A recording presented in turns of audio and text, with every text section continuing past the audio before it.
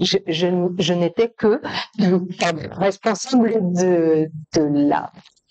du département, c'est le vocabulaire de l'office, du département de la solidarité. Et ce n'est qu'une partie de l'office, une partie importante, mais une seule partie de l'office, puisque Madame Pelcet vient de le rappeler, l'office qui aujourd'hui s'appelle l'Office national des combattants et des victimes de guerre. Les anciens ont disparu, entre guillemets, puisque finalement les combattants d'hier, d'aujourd'hui et de demain sont des combattants. Il y a des nouveaux anciens combattants, donc le choix a été fait de supprimer cet ancien. Ça aurait beaucoup plu à Françoise, ça, qui me disait toujours on est tous des combattants. Et elle, la première, était une combattante.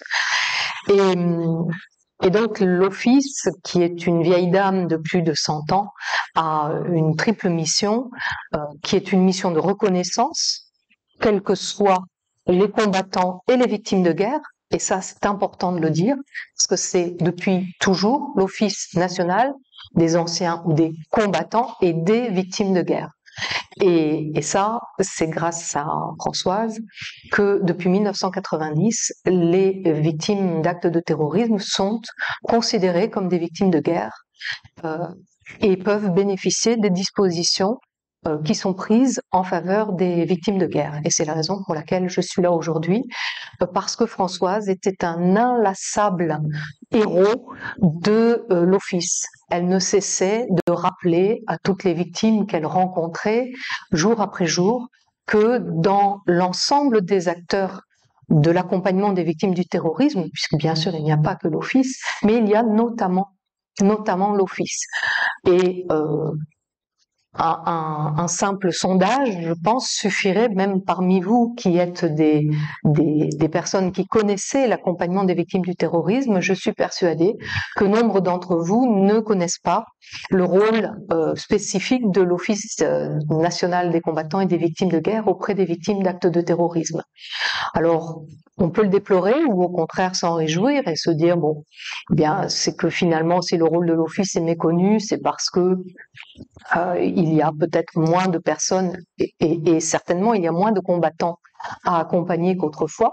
En revanche, il y a plus de victimes du terrorisme et donc plus de victimes civiles de guerre à accompagner qu'autrefois. Donc le rôle de l'Office se réoriente et notamment il prend toute sa place dans l'ensemble des acteurs de l'accompagnement. Il prend toute sa place auprès des victimes d'actes de terrorisme.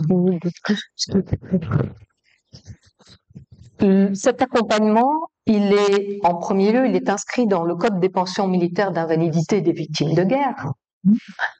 Ce fameux CPMIVG que Françoise, je crois, connaissait mieux que nous. Elle le connaissait sur le bout des doigts. Et un des points essentiels de ce code, c'est un droit à pension qui est généralement méconnu, et c'est un droit à pension militaire d'invalidité. Souvent, les victimes d'actes de terrorisme me disaient « mais j'ai droit à une pension militaire ?» Oui, mais une pension militaire d'invalidité. Et cette pension militaire d'invalidité, elle est examinée et attribuée par un service qui ne dépend pas de l'Office, qui dépend du ministère de la Défense, dont relève également l'Office, et qui est le service des pensions, qui se situe à La Rochelle, et qui est le premier droit des victimes d'actes de terrorisme, qui va ouvrir derrière un certain nombre d'autres mesures qui peuvent bénéficier aux victimes du terrorisme. Le deuxième droit, et Françoise y tenait particulièrement, c'est le droit à l'adoption par la nation de ses enfants, soit des enfants de victimes décédées, soit les enfants de victimes blessées. Et ça aussi, c'est peu connu, parce que lorsqu'on parle de pupilles de la nation, on pense forcément, ou en tout cas spontanément, on pense à des enfants orphelins.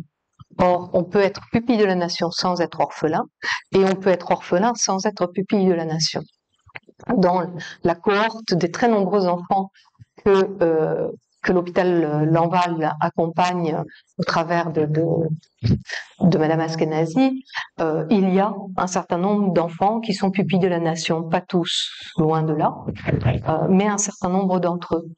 Et ce statut de pupille de la nation, qui est un statut qui permet à la nation toute entière d'être derrière ses enfants et par des aides qui sont administratives, sociales et financières si c'est nécessaire. L'état d'esprit de la loi qui a créé les pupilles de nation en 1917, c'était de permettre à ces enfants, quel que soit l'événement, la situation qu'ils ont subi, le traumatisme qu'ils ont subi, dont on parlait ce matin, de pouvoir faire des études, c'est la première chose, mais aussi réaliser leurs vœux, leurs projets de vie pour qu'ils puissent devenir, en dépit de ce traumatisme initial, des citoyens éclairés, des adultes résilients. Et il n'y avait pas une seule réunion organisée par Françoise où elle ne présente ce dispositif dont d'ailleurs elle n'avait pas demandé à bénéficier pour sa fille.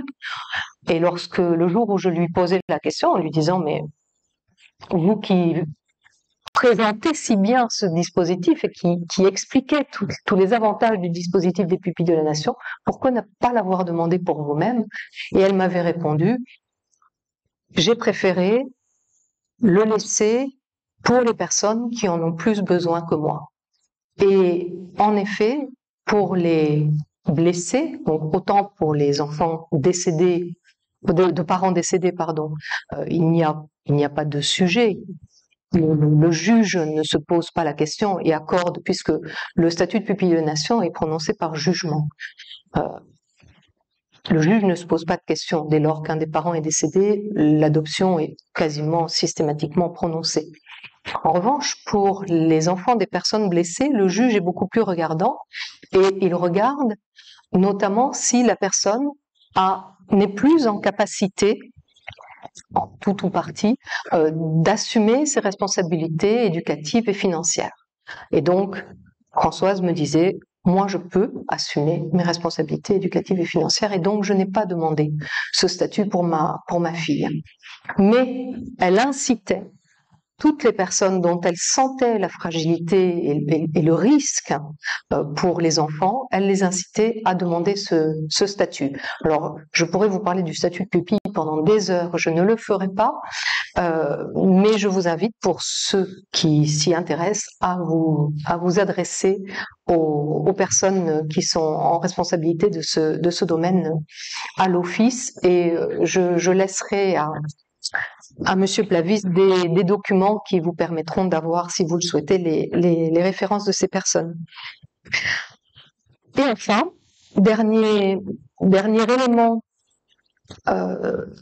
ouvert aux victimes d'actes de terrorisme dès lors qu'elles sont considérées comme des victimes civiles de guerre, et non des moindres, c'est l'accompagnement administratif et social de l'Office des anciens combattants et victimes de guerre.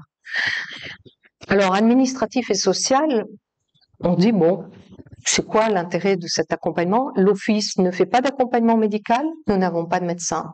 L'Office ne fait pas d'accompagnement psychologique, nous n'avons pas de psychologues, nous n'avons pas un réseau de psychologues. En revanche, nous avons un réseau d'assistantes de services sociaux et surtout un réseau départemental de bureaux de l'Office qui, dans chaque département, accueille au plus près les victimes d'actes de terrorisme.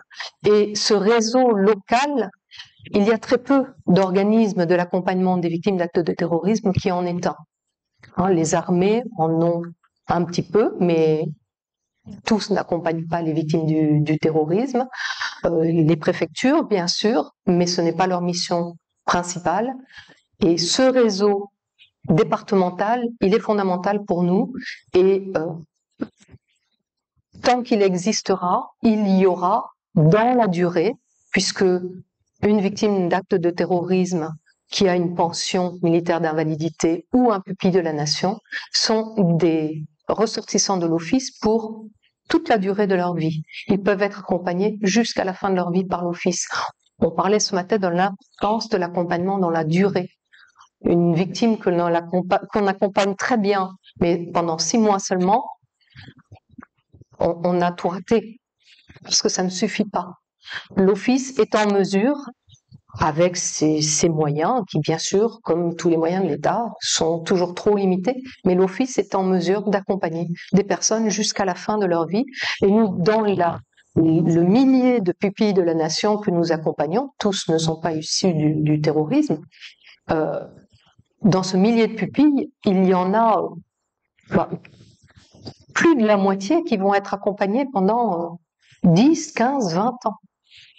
Et c'est un accompagnement qui n'a pas de prix, réellement, qu'on ne peut pas quantifier.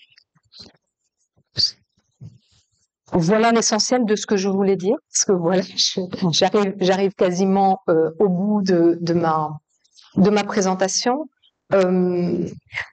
Je pourrais également insister sur les limites de l'accompagnement de l'Office par rapport aux exposés que nous avons eus ce matin. L'Office n'accompagne que les victimes d'actes de terrorisme, puisque l'élément fondateur, c'est la blessure ou le décès intervenu à la suite d'un événement qui s'assimile à un événement de guerre. Donc, alors, je ne sais pas s'il faut dire malheureusement, on peut pas être compétent sur tous les sujets, mais donc nous n'accompagnons pas les enfants victimes ou les adultes victimes d'autres formes de violence, et Dieu sait qu'il y en a bien d'autres. Donc nous n'accompagnons pas, l'Office n'accompagne pas tous les traumas. Ce ne sont que les victimes de guerre, et que les victimes de guerre dont la blessure est suffisamment importante pour entraîner une invalidité. Alors, je ne rentrerai pas dans le chiffrage de l'invalidité, ça n'aurait pas de sens aujourd'hui, mais c'est une démarche qui doit être faite par les victimes, et c'est compliqué. Il y a déjà tellement d'autres démarches à entamer, des démarches auprès du Fonds de garantie, et d'ailleurs le Fonds de garantie travaille avec le ministère de la Défense pour éviter aux victimes d'avoir une redondance de démarches à opérer, mais voilà. Selon l'importance de la blessure, dans certains cas, la blessure ne sera pas suffisante aux yeux des experts de l'invalidité pour être accompagné. Et ça, il faut pouvoir l'expliquer et dire, voilà, on peut continuer à vous accompagner administrativement, mais il n'y aura plus d'accompagnement financier. Pour les agents de l'Office, c'est toujours très très compliqué. Pour les victimes, c'est très difficile à entendre également. Pour l'accompagnement des pupilles de la nation, c'est la même chose. Il y a un âge limite au-delà duquel il n'y a plus d'adoption. Et cet âge est de 21 ans, révolu aujourd'hui. Alors, les choses ont évolué. C'est parfois compliqué aussi à comprendre et à expliquer aux juges en particulier d'ailleurs. Donc, il y a des limites comme dans tous les accompagnements, mais néanmoins, et j'ai pu le mesurer pendant les 10 ans que j'ai passé à la tête de ce département, cet accompagnement de proximité est fondamental pour beaucoup de nos victimes, des victimes, pardon, puisque ce ne sont pas nos victimes, mais fondamental pour beaucoup des victimes. Et si vous ne connaissez pas l'organisme, et si vous avez la curiosité d'aller sur le site voir ce que nous sommes et ce que nous faisons, n'hésitez pas à, comme le faisait inlassablement Françoise, à orienter des victimes qui ne seraient pas accompagnées par l'Office vers nous, et j'espère qu'elles y trouveront l'accompagnement humain au-delà de l'administratif et du financier que nous essayons de leur dispenser jour après jour.